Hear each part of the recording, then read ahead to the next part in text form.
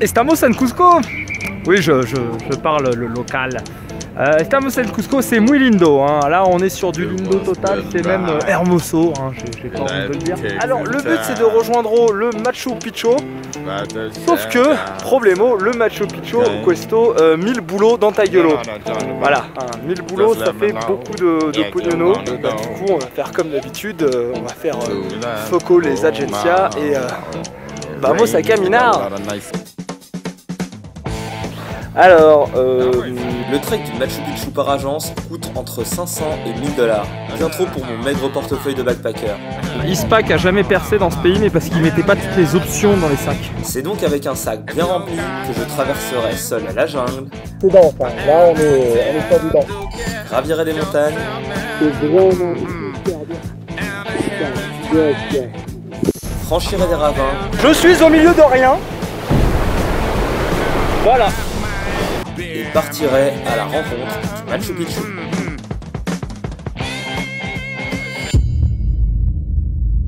On fait des petites courses, sauf que comme on est en Amérique du Sud, c'est le même problème que d'habitude, on ne vend pas de nourriture dans les supermarchés, on vend des bonbons. Ah, et des chips. Ah, por favor, 500 grammes de uvas. Nous avons des nouilles instantanées, des petites barres céréalées, précisément 12. Nous avons des soupes et des petites amandes parce que ça fait bien et de quoi se torcher le cul parce que c'est toujours plus agréable avec des ronces.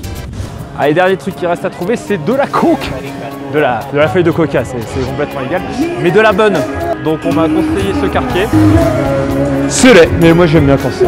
Par exemple, tu vois, dans les quartiers comme ça, t'as ton cordiste local, si tu veux acheter de la corde. Là, c'est les quartiers très spécialisés. Ça, c'est la police du transit, hein, la Policia de Transito. En fait, si t'as la chasse, c'est eux qu'il faut appeler, ils s'occupent de tout, ils sont attaqués les boutiques. Ah bah si, voilà. Hola, por favor, ¿cuándo cuesta? Un solo, voy a tener dos, por favor. Gracias, abuelo. Luego. Et bien, c'est trouvé. On a donc tout pour partir. On a de quoi mâcher. On a de quoi manger. Et on a des gens. 3 h du matin. En fait, dans ce pays, ils se sont tapés un délire, c'est que tous les bus partent que très très tôt le matin. Por favor, señor, ¿cómo se llama este calle? Argopata. Voilà. Argopata. Et donc là, tu trouveras des mecs comme moi, Jean-Michelot, on va l'appeler, qui te permet d'aller directement à... ¿Y dónde vamos? No me recuerdo. A Amolepata. Amolepata.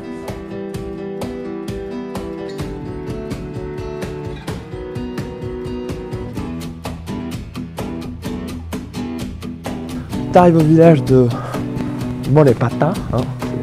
C'est un peu des Clint Eastwood locaux. Voilà. Ah, por favor, para caminar. Derecho. Ok.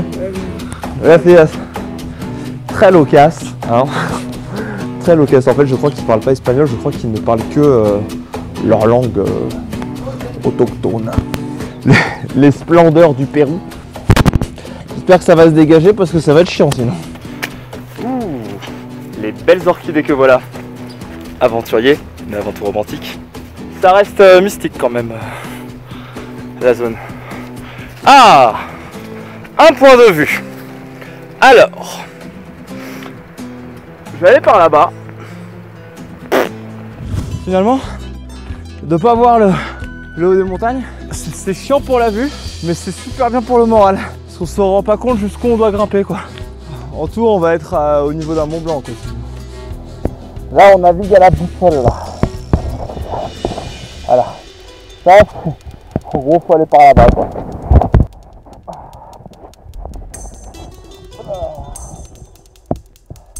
C'est dense hein. Là on est sur du dense.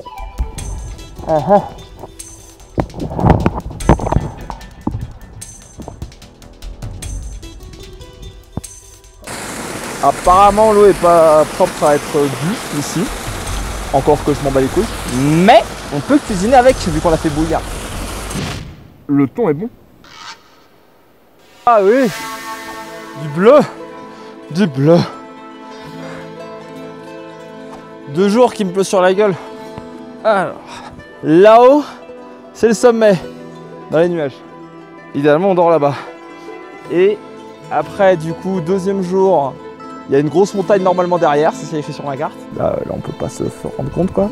3, 4. Et quand nous arrive au 4e jour, normalement du 4e jour, on peut commencer à voir les sommets que compose le Machu Picchu.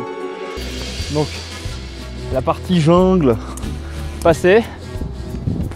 Et là-haut, hop là, on voit dans les nuages, c'est le col qu'il va falloir passer demain.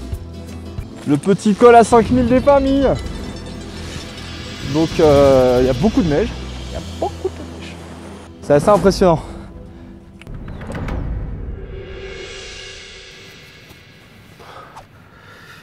Il a fait froid, très froid.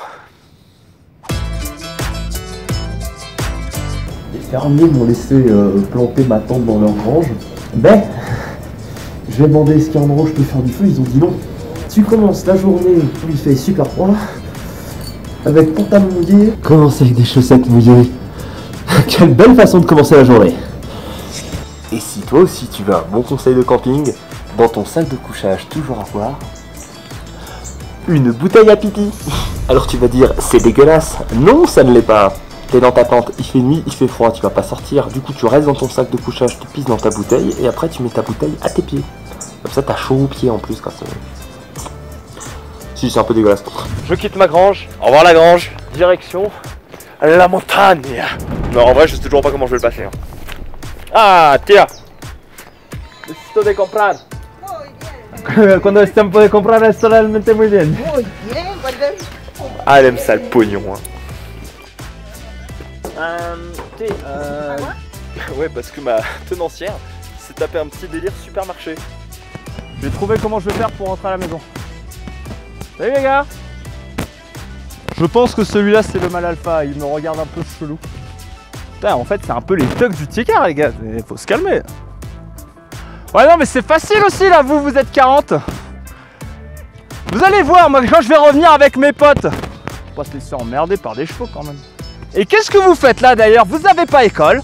Oui, toi aussi Rodriguez. On a vu avec la CPE, on n'est pas content. Hein, tes notes c'est n'importe quoi, en équitation, 0, rien. Ça va les recadrer ces petits cons. De la neige. De la neige. Il manquait que ça à mon bonheur.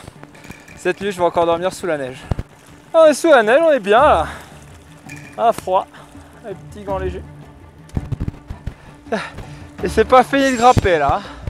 C'est un bonhomme de neige avec une pipe en bois.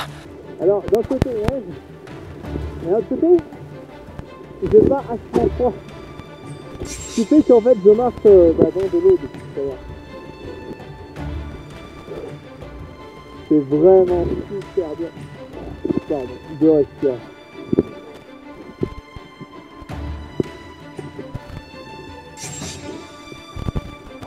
Wouhou! Le passage! J'arrive pas à viser! Enfin! Je vois en même temps que de l'autre côté. Ah, ça marche!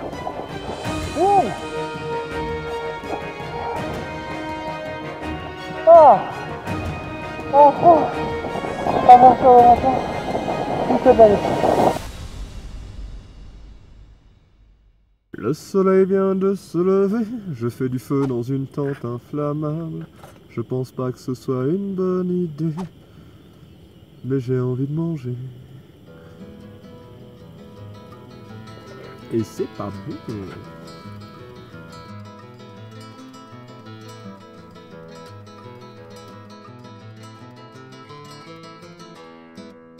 On va passer de l'autre côté.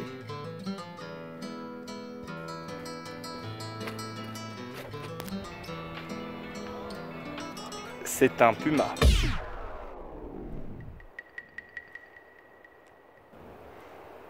Il attaque.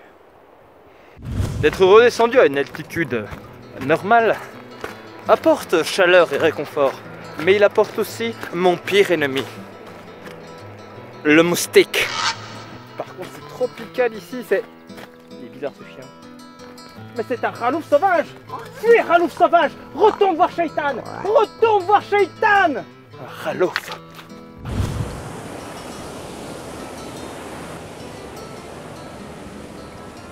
La météo a vraiment pas été cool avec moi sur ce putain de trek. On n'est plus qu'à 30 bornes du Machu Picchu. Donc idéalement cette nuit, on pourra dormir au pied du Machu Picchu, dans la civilisation. Et en fait je découvre un nouveau type de météo. Donc on connaissait tous les climats froids et on connaissait tous les climats tropicaux assez humides, chauds et pluvieux. Et ben il y a à nouveau, il y a le climat péruvien. C'est un climat humide et pluvieux, mais quand même très froid. Voilà, c'est ici, c'est maintenant, et c'est pour vous. Alors, le problème c'est que là il y a eu un gros glissement de terrain, pas de tempête, et pas temps de passer parce que ça se passe. Il pleut des pierres, là il pleut littéralement des pierres, genre des grosses pierres. À cause d'un glissement de terrain, le seul moyen de traverser que j'ai vu, c'est ça.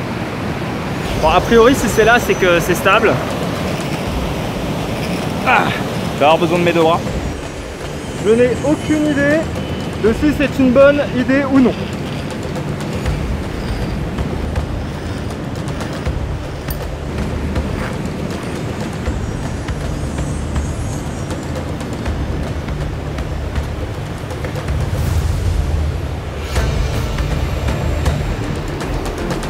Alors voilà, ça va être mon chez moi.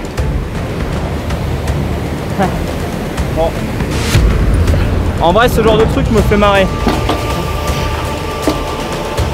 Oh, ça va, c'est plutôt confort en fait. Faut juste pas avoir le vertige.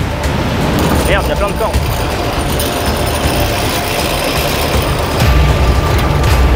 Bon, donc là, en gros, clairement, je suis au milieu de rien. Voilà. La vue est jolie. Je dois être le seul mec qui risque sa vie et qui en plus prend des vidéos. Et donc le concept c'est que je dois me tracter moi-même, attraper la corde et donc passer au-dessus de ce ravin. C'est bien parce que je me sens vachement en sécurité ici, dans ma petite cabane. Je vais mourir à force de faire des conneries moi.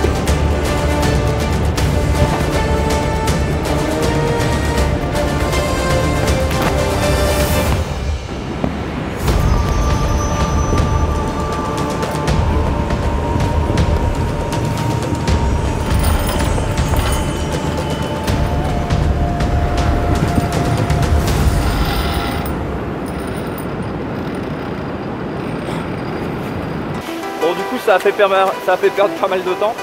Là on peut voir le glissement de terrain. Il pleut littéralement des pierres. Le problème c'est pas de passer, le problème c'est que tu passes et il peut y avoir une pierre qui... il peut y avoir une pierre qui te tombe sur la gueule et ça tu peux pas le prévoir. Il fait nuit. On n'est plus très loin. On est voire très près. Ce moment unique où je me retrouve dans un tunnel avec un train qui arrive. Oui, oui.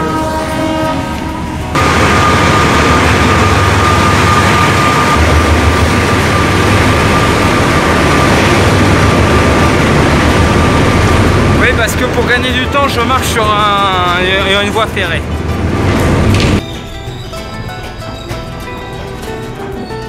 Ah oui, là. Il y a une vue, quoi. C'est bien dormir, moi, dans cet hôtel. Nous sommes donc à Agua Caliente, une petite bourgade fort charmante, bâtie le long du chemin de fer et surtout qui se retrouve au pied du Machu Picchu. J'ai beau demander aux locaux comment aller au Machu Picchu, personne ne sait. Les gens ne savent ni combien c'est, ni où c'est, limite ils savent pas ce que c'est, alors que toute l'économie du village tourne autour de ça.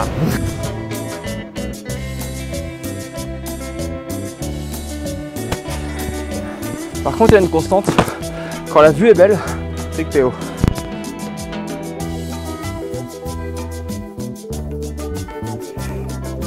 Et enfin, après une semaine de marche, nous le trouvons, le Machu Picchu.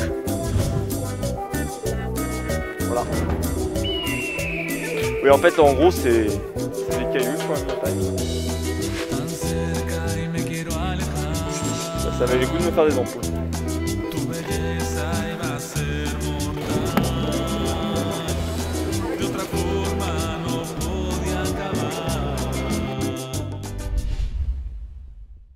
Là, on a quitté le Technicolor.